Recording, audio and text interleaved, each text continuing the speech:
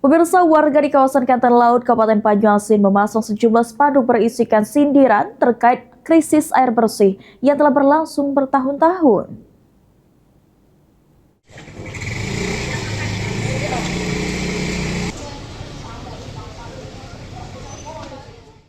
Sejumlah spanduk terpasang di beberapa titik permukiman warga Kantor Laut.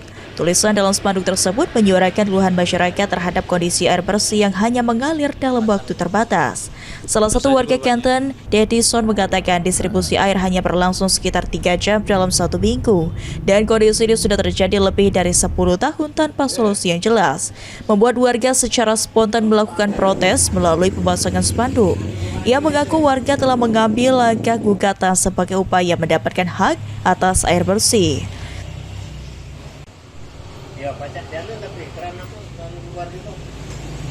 Spanduk itu warga spontan saja, jadi untuk bentuk protes lah ya, warga pasang spanduk di beberapa tempat.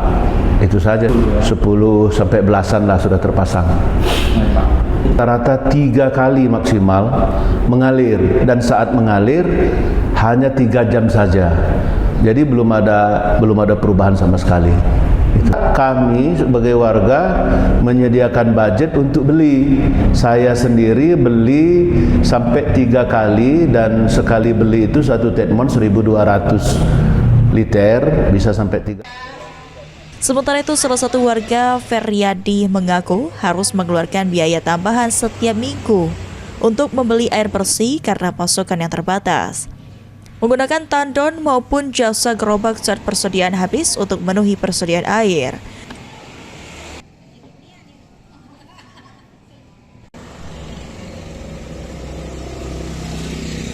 Selama ini taruhlah keluhan kita itu tidak didengar oleh pemerintah.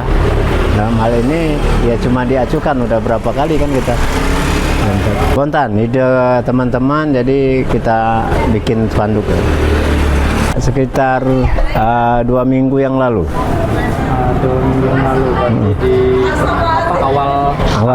awal April ya, sekitar awal April. Warga berharap distribusi air dapat berjalan normal setiap hari seperti di wilayah lain. Jika tidak ada perubahan, warga bahkan mengusulkan agar wilayah mereka dialihkan ke Kota Palembang yang dinilai memiliki layanan air lebih baik. Muhammad Aidil, PAL TV.